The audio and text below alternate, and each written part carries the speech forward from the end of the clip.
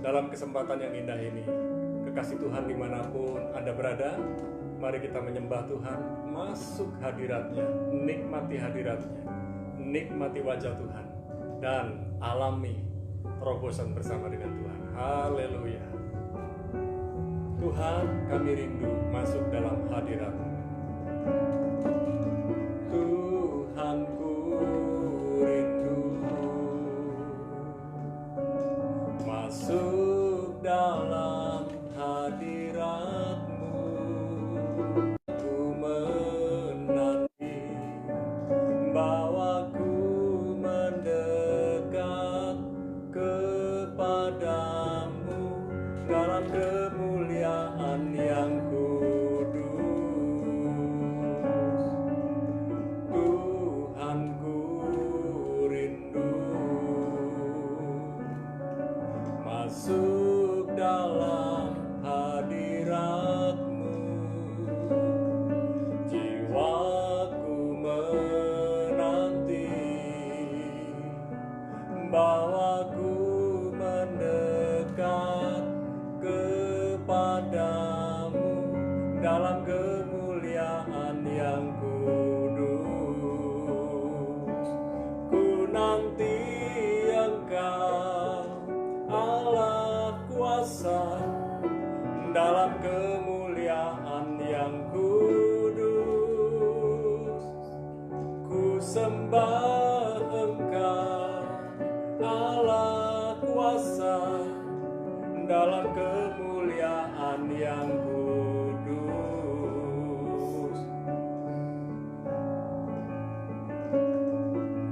Tuhanku rindu masuk dalam hadirat-Mu. Jiwaku menanti, bawaku mendekat kepadamu dalam kemuliaan yang kudus. Tuhanku rindu, Tuhanku rindu masuk dalam hadirat-Mu. Jiwaku menanti, bawaku mendekat kepadamu dalam kemuliaan yang kudus.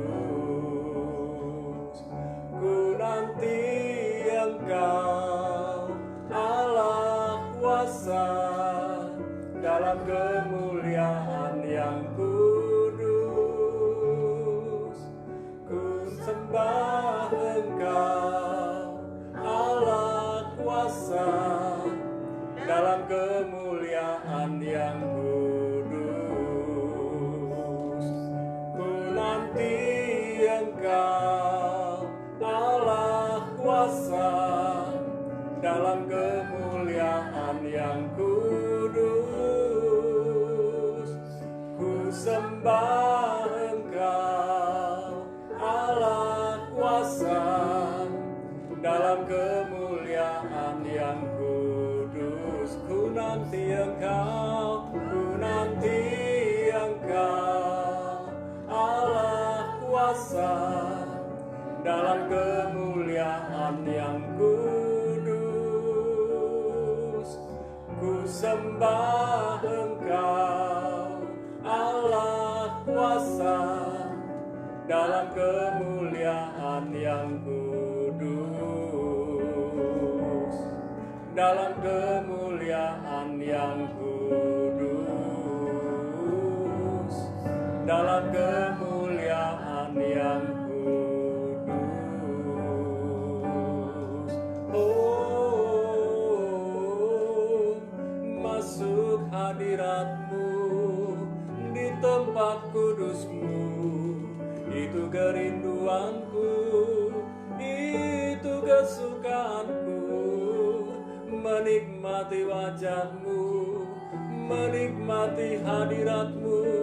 Di hadirat-Mu aku puas, hadirat-Mu aku bebas. Hadirat-Mu sungguh indah. Hadirat-Mu melegakan, menguatkan.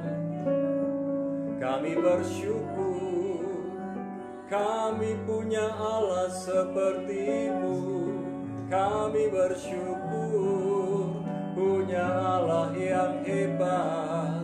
Terima kasih Tuhan, kami bersyukur. Engkau sungguh baik, sangat baik, teramat baik. Kasih setia-Mu selalu baru tiap hari. Cinta-Mu tak pernah basi, cinta-Mu sungguh indah. Terima kasih Tuhan buat segala pemeliharaan-Mu.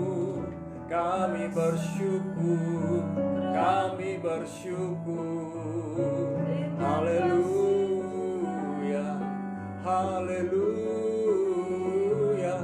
haleluya. Oh,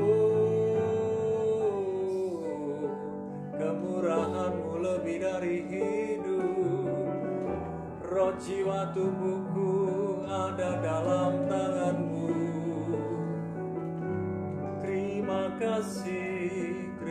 kasih Tuhan. Syukur, syukur, syukur. Malam ini berfirman buat kami, karena kami menyadari bahwa firman-Mu adalah pelita buat kaki kami dan terang buat jalan kami. Dan kami sungguh percaya, berharap kepadamu. Tuhanlah pertolongan kami, Engkaulah sungai kehidupan kami.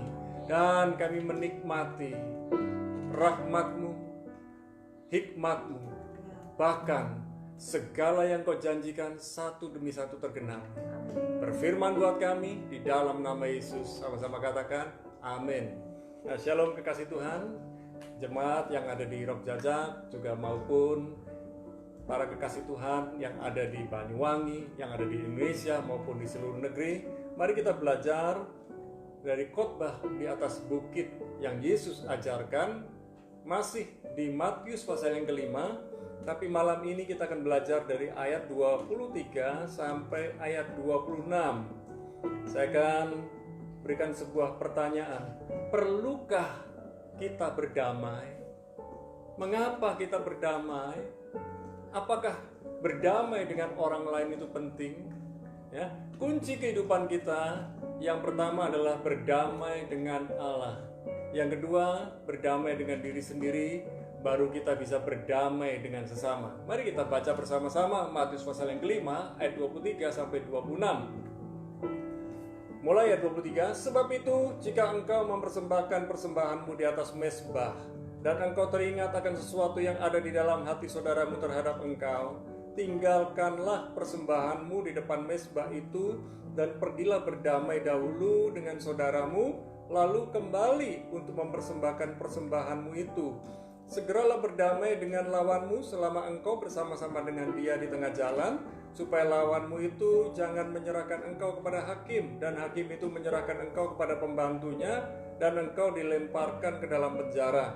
Aku berkata kepadamu, sesungguhnya engkau tidak akan keluar dari sana sebelum engkau membayar hutangmu sampai lunas. Nah, kekasih Tuhan, kita belajar bukan saja mengenai hal berdamai, tapi juga belajar mengenai mempersembahkan sesuatu di mezbah, mempersembahkan sesuatu di gereja, mempersembahkan sesuatu di mana kita digembalakan, diayomi. Dan satu hal yang indah, Tuhan itu maha kaya, Tuhan itu luar biasa, Dia yang menciptakan langit dan bumi beserta isinya. Sebetulnya yang Tuhan mau adalah hati kita, bukan persembahan kita. Ya, jadi bukan berarti, wah kalau gitu saya nggak perlu membawa persembahan, mengirim persembahan atau mentransfer persembahan. Tidak. Tapi yang perlu kita lakukan adalah memiliki hati yang benar di hadapan Tuhan. Sebab Tuhan lebih senang persembahan kita adalah hati yang remuk, hati yang hancur, hati yang dipersembahkan kepada Tuhan, bukan dari materi, karena Tuhan itu punya materi luar biasa, Dia yang menciptakan segalanya. Nah, oleh sebab itu dalam ayat ini dikatakan bahwa sebab itu jika engkau mempersembahkan persembahanmu di atas mezbah dan engkau teringat akan sesuatu yang ada di dalam hati saudaramu terhadap engkau, tinggalkanlah persembahanmu itu di depan mezbah dan pergilah berdamai dahulu dengan saudaramu, lalu kembali untuk mempersembahkan persembahan itu. Dan jadi ketika kita ini menyadari ada seseorang yang sakit hati kepada kita, ada seseorang yang marah kepada kita, ada seseorang yang salah persepsi dengan kita, cepat selesaikan. Memang tidak mudah. Kalau kita merasa benar, ingat, merasa benar itu belum tentu benar. Dan kita hanya berkata begini, itu kan pikiran dia, itu kan perasaan dia. Tetapi kekasih Tuhan, tidak mungkin terjadi perasaan negatif atau pikiran yang negatif dari seseorang, saudara kita, sahabat kita, teman kita, terjadi begitu saja. Jadi sedikit banyak kita ini menyebabkan hal itu terjadi. Oleh sebab itu, segeralah berdamai. Makanya ketika saya tanya, perlukah kita berdamai? Perlu, sangat penting. Dan Tuhan adalah Tuhan pendamai. Dia memperdamaikan kita dengan Allah. Karena harusnya kita mati di kayu salib, tapi Yesus menggantikan kita di kayu salib buat kita semua. Dengan darahnya yang mahal, Tuhan memperdamaikan kita. Ditebuslah kita. Oleh sebab itu, Tuhan akan menerima persembahan kita. Persembahan kita menjadi korban yang harum saat kita berdamai dengan orang di sekeliling kita, saat kita berdamai dengan orang-orang yang salah persepsi. Bahkan di dalam ayat 25 sampai yang ke-26 dikatakan kalau kita sedang berjalan bersama-sama dengan orang yang mungkin gak suka kita, berlawanan dengan kita, perhatikan baik-baik, mereka manusia. Yang kita hadapi bukan manusianya, tetapi rohnya. Ya, rohnya. Jadi kita mau berdamai dengan dia, supaya jangan sampai kita punya hutang kita belajar mencintai orang, kita dikasih, belajar mengasihi orang, kita diampuni, belajar mengampuni dengan orang, kita diperdamaikan oleh Tuhan, kita juga belajar berdamai dengan orang lain. Jadi mari kita belajar minta kemampuan dari Tuhan untuk bisa mengampuni, bisa mengasihi, kita bisa melepaskan kebaikan, kemurahan. Kita bisa belajar berdamai dengan orang lain, minta kemampuan dari Tuhan. Hanya orang yang mau dipakai Tuhan, mau dibentuk Tuhan, Tuhan akan memberi kemampuan. Tuhan akan memberikan kuasa, Tuhan akan memberikan otoritas dan wibawa. Perhatikan baik-baik, ketika kita berdamai, ketika kita minta maaf, ketika kita ini mendahului orang lain bertegur sapa, mau berdamai, belum tentu orang itu bisa terima.